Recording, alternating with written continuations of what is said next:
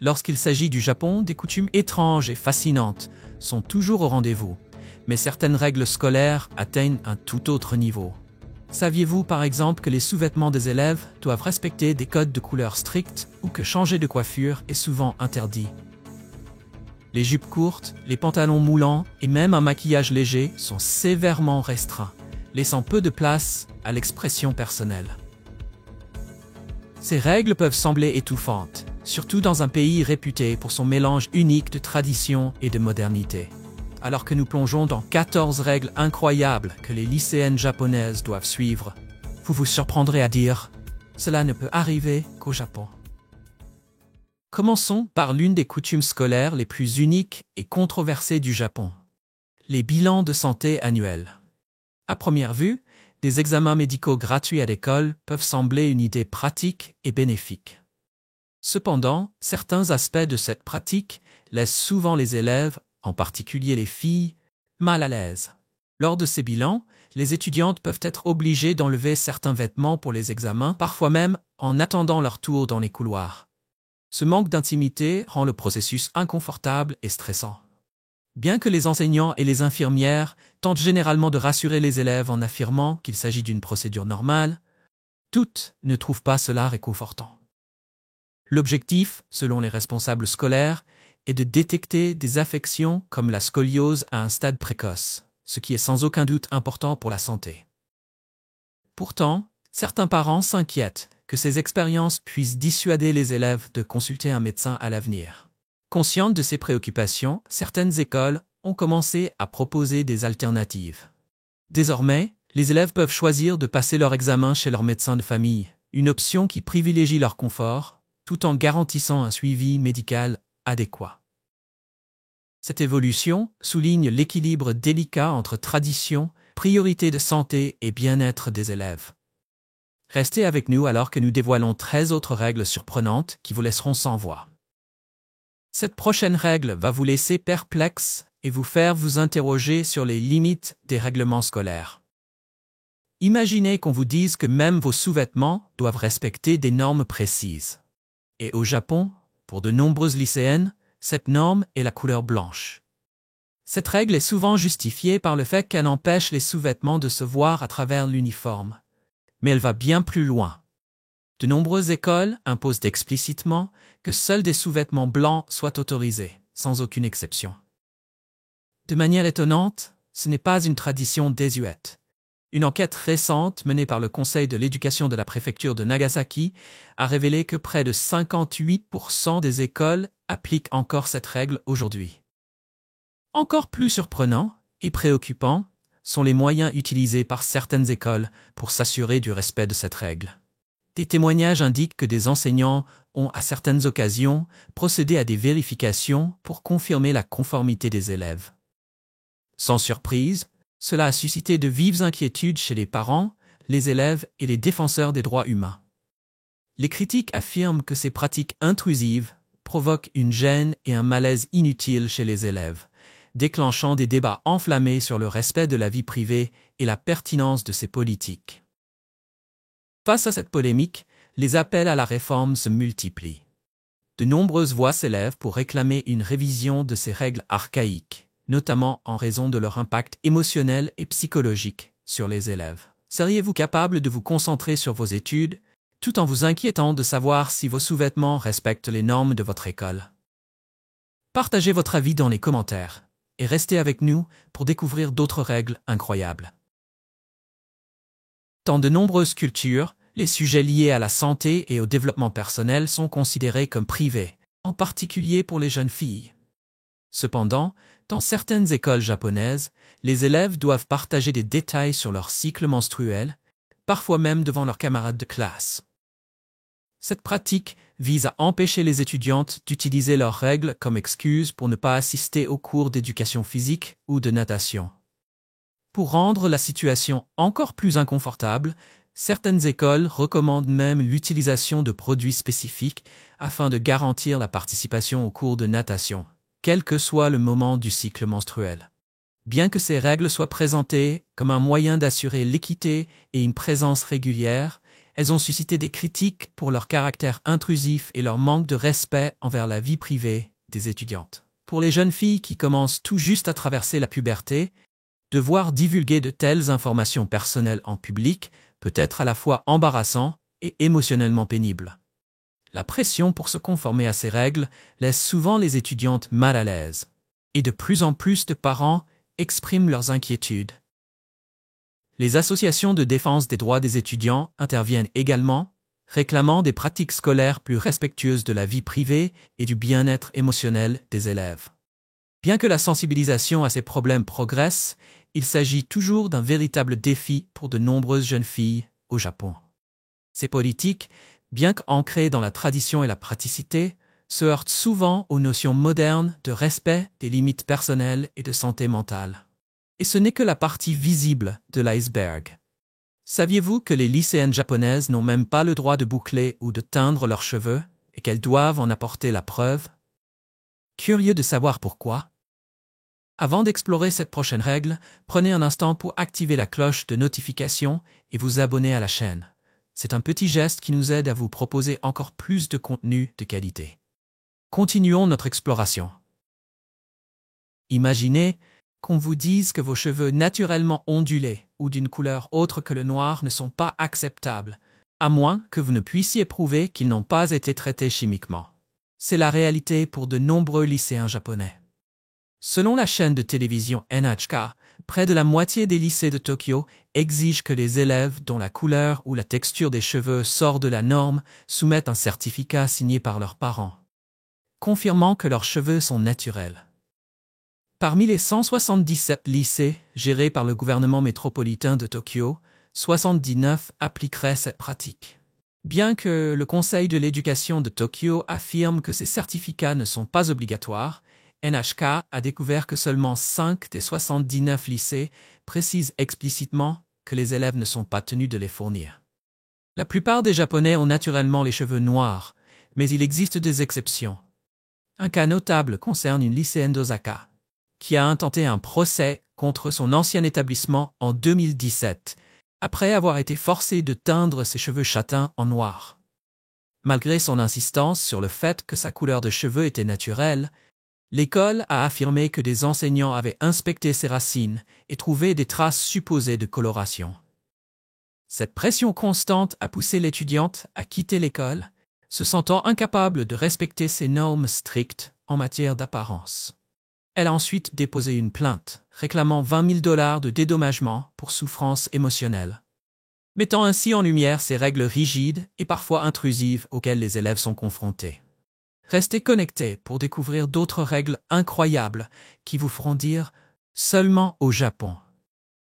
Les écoles devraient-elles imposer ce que les élèves peuvent ou ne peuvent pas porter, même lorsqu'il s'agit de se protéger du froid glacial de l'hiver?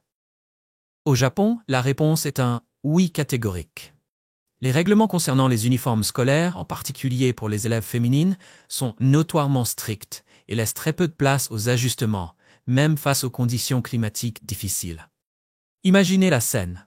La température chute, le vent mord, mais les élèves féminines doivent toujours porter des jupes dans le cadre de leur uniforme, sans avoir la possibilité d'ajouter des collants ou des leggings pour se réchauffer. Bien qu'il paraisse logique d'autoriser une exception durant les mois les plus froids, de nombreuses écoles japonaises l'interdisent formellement. Celles qui osent porter des collants sous leur jupe, même en plein froid, risquent de subir des sanctions disciplinaires. Fait intéressant, bien que cette règle s'applique à tous les élèves, son application est très inégale. Les garçons, qui portent généralement des pantalons longs, sont beaucoup moins concernés, tandis que les filles en subissent pleinement les conséquences.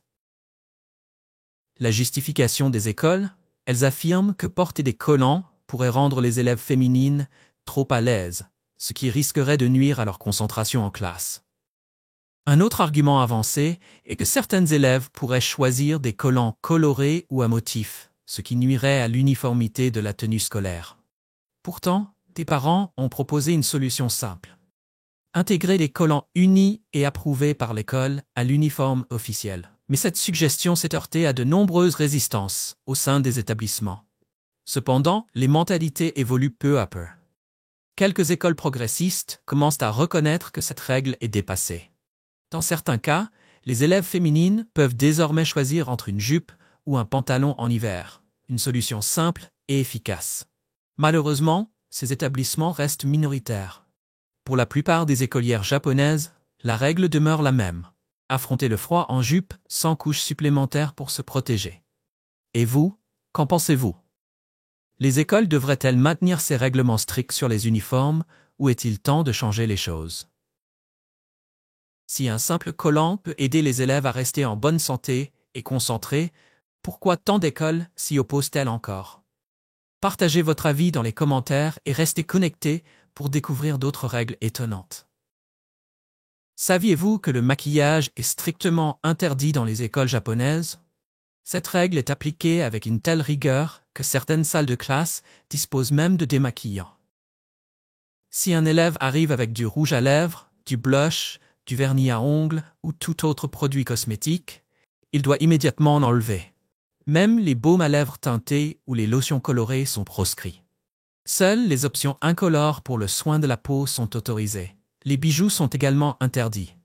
Certaines écoles tolèrent de simples boucles d'oreilles discrètes, mais d'autres interdisent totalement tout accessoire. Les enseignants ont pour mission de veiller à ce qu'aucun élève ne porte un élément trop visible. Les restrictions s'étendent même aux écharpes et aux cache-cols, y compris en plein hiver.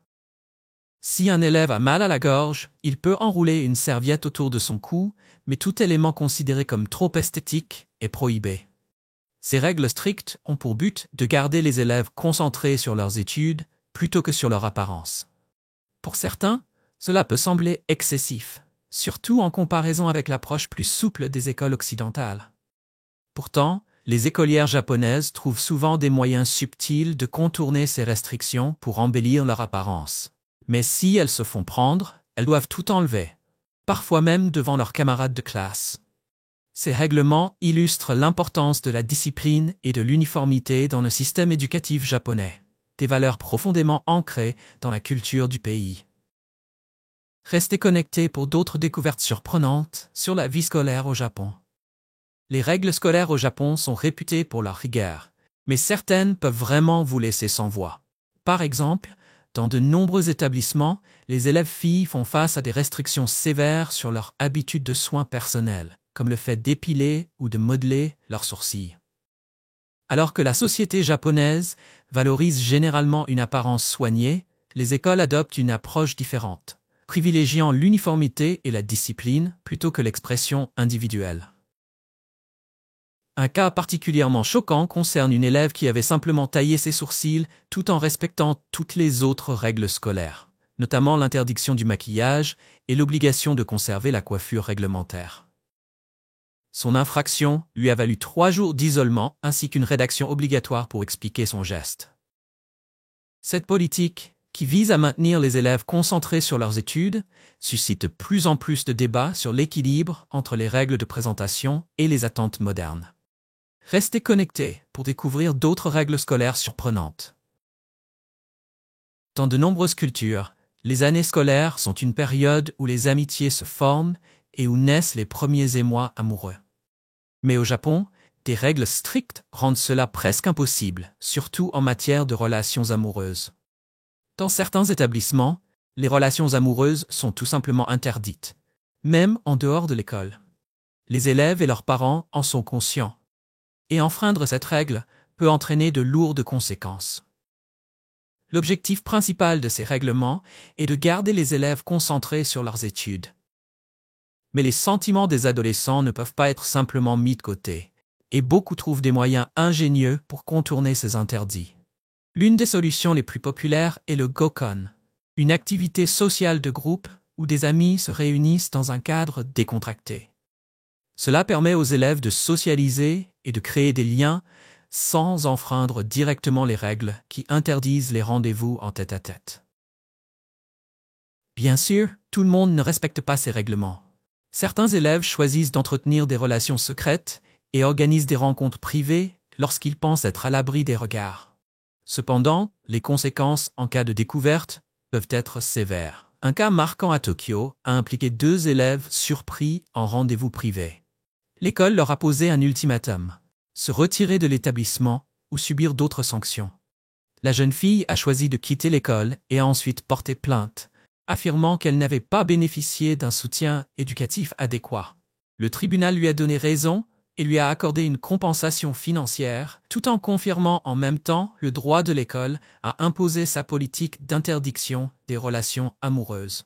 Cette règle reflète l'importance accordée à la discipline au Japon, mais soulève des questions sur l'équilibre entre la réussite scolaire et l'épanouissement émotionnel. Qu'en pensez-vous? Partagez votre avis dans les commentaires.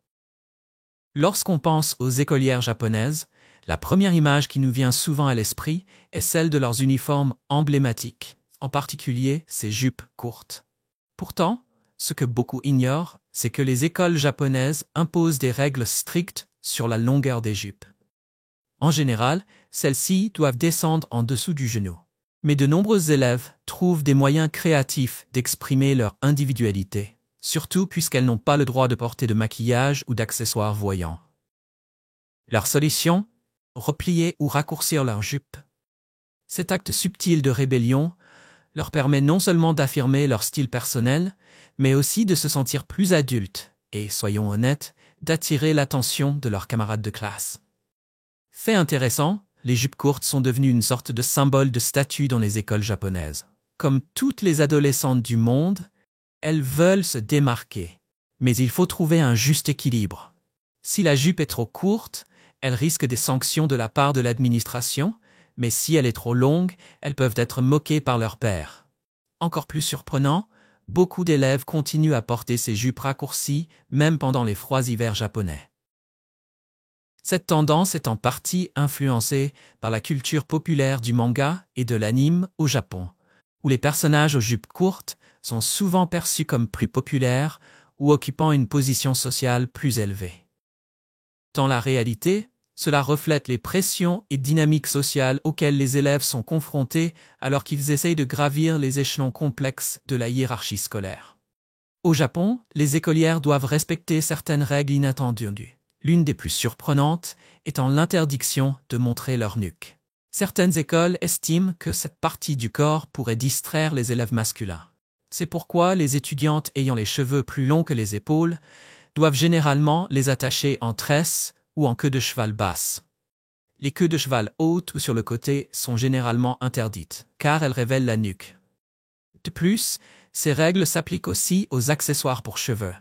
Seules les barrettes et serre-têtes de couleur noire ou marron sont autorisées, tandis que les accessoires colorés sont découragés afin de maintenir l'uniformité. D'ailleurs, certaines élèves choisissent d'adopter une coupe plus courte pour éviter tout problème avec l'administration scolaire. Dans les cas extrêmes, il a même été rapporté que certains professeurs prenaient l'initiative de faire respecter ces règles en coupant eux-mêmes les cheveux des élèves, bien que la plupart préfèrent aller chez un coiffeur professionnel. Ces réglementations font partie d'un ensemble de règles plus larges connues sous le nom de Buraku Kosoku, conçues pour limiter les distractions et garantir l'uniformité dans le système éducatif japonais. Bien que cela puisse sembler étrange aux étrangers, ces règles reflètent l'importance de la discipline et de la conformité dans la culture japonaise. Dans certaines régions du Japon, les lycéennes doivent être rentrées chez elles avant 10 heures du soir, en raison des lois locales sur le couvre-feu. Ce n'est pas seulement une recommandation, mais une obligation légale.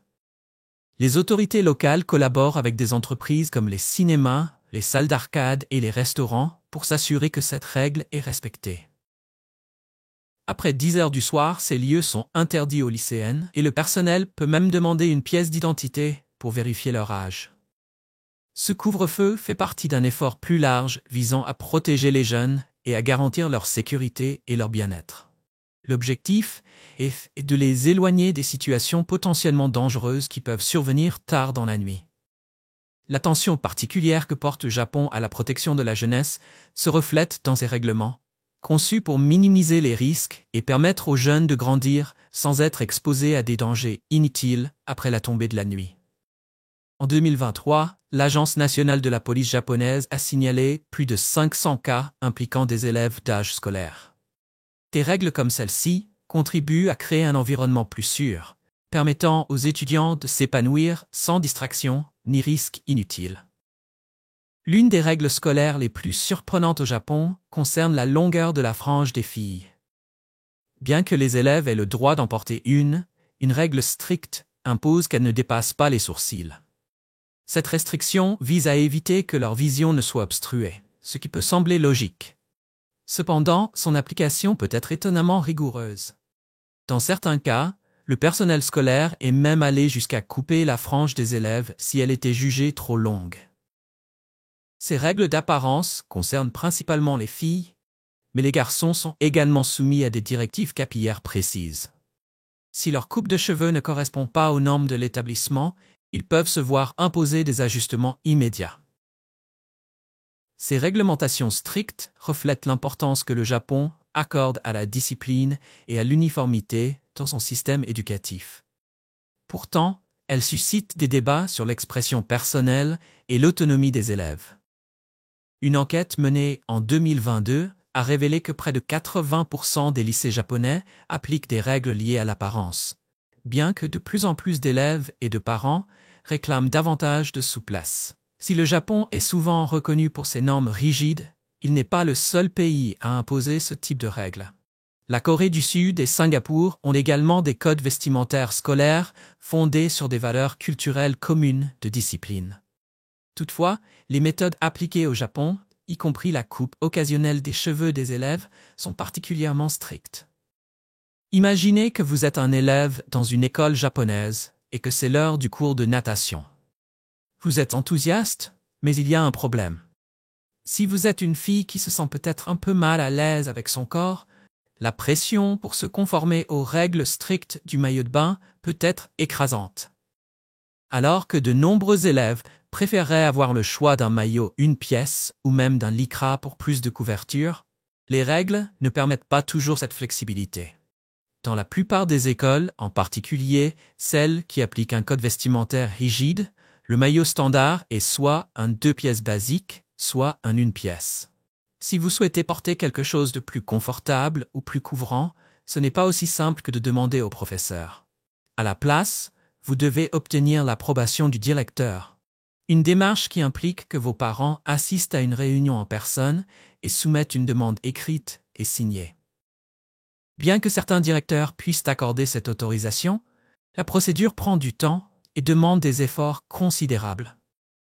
Pour la plupart des parents, s'absenter du travail pour assister à une telle réunion n'est pas toujours possible, ce qui transforme ce simple choix vestimentaire en un véritable défi administratif. En plus de cela, il y a la question de l'exposition au soleil. De nombreux élèves n'ont pas le droit de porter des vêtements protecteurs comme des lycras, qui pourraient pourtant les aider à réduire le risque de coups de soleil. À la place, les règles obligent souvent les élèves à se conformer à l'uniforme standard, même s'il est moins protecteur. Cette stricte application des règlements scolaires soulève une question. Pourquoi les écoles n'adaptent-elles pas simplement ces règles pour s'assurer que tous les élèves se sentent à l'aise et en sécurité pendant les cours de natation? Une tradition unique et souvent débattue au Japon est la pratique selon laquelle les élèves nettoient eux-mêmes leur école. Cela peut sembler être un concept inhabituel pour beaucoup, mais au Japon, c'est un rituel quotidien. L'idée derrière cette pratique est d'inculquer aux élèves un sens des responsabilités, de la discipline et de la communauté en les impliquant dans l'entretien des espaces partagés. Bien que cette tradition ne soit pas exclusive au Japon, des pays comme Taïwan et la Corée du Sud ont adopté des pratiques similaires. Elle est particulièrement structurée dans les écoles japonaises. Chaque jour, les élèves passent environ 15 minutes à ranger après leurs cours. Cela comprend le balayage des salles de classe, l'essuyage des bureaux et même le nettoyage des couloirs et des toilettes. À première vue, cela semble être une excellente manière de responsabiliser les jeunes. Cependant, de nombreux élèves expédient ces tâches juste pour pouvoir retourner plus vite à des activités plus agréables. Et certains parents estiment que les élèves devraient consacrer plus de temps aux études plutôt qu'aux tâches ménagères. Mais cette pratique ne se limite pas seulement à inculquer une éthique du travail. Les contraintes financières jouent également un rôle important. De nombreuses écoles publiques au Japon, en particulier dans les régions moins favorisées, disposent de budgets limités et ne peuvent pas se permettre d'embaucher du personnel d'entretien professionnel. En impliquant les élèves dans ces tâches quotidiennes, les écoles économisent ainsi une somme considérable qui serait autrement consacrée au service de nettoyage. Selon l'Organisation de coopération et de développement économique, OCDE, les dépenses du Japon en matière d'éducation sont relativement faibles, environ 3,5% de son produit intérieur brut, ce qui explique en partie pourquoi les écoles continuent de compter sur les élèves pour assurer l'entretien de leurs établissements. Bien que cette tradition repose sur des valeurs culturelles d'autonomie et de solidarité, le débat sur la question de savoir si elle impose trop de responsabilités aux jeunes élèves reste ouvert. Néanmoins, il est évident que cette pratique de nettoyage par les élèves restera une composante essentielle de l'éducation japonaise. J'espère que tu as aimé la vidéo d'aujourd'hui. Si c'est le cas, n'oublie pas de cliquer sur le bouton j'aime et de t'abonner à la chaîne pour ne pas manquer les prochaines vidéos passionnantes. Ton soutien nous aide à continuer à créer du contenu encore meilleur. Assure-toi de regarder la prochaine vidéo qui apparaît à l'écran, je suis sûr que tu vas l'adorer. N'oublie pas de laisser un commentaire sur le pays que tu aimerais que nous explorions prochainement. Merci beaucoup d'avoir regardé et à très bientôt dans la prochaine vidéo.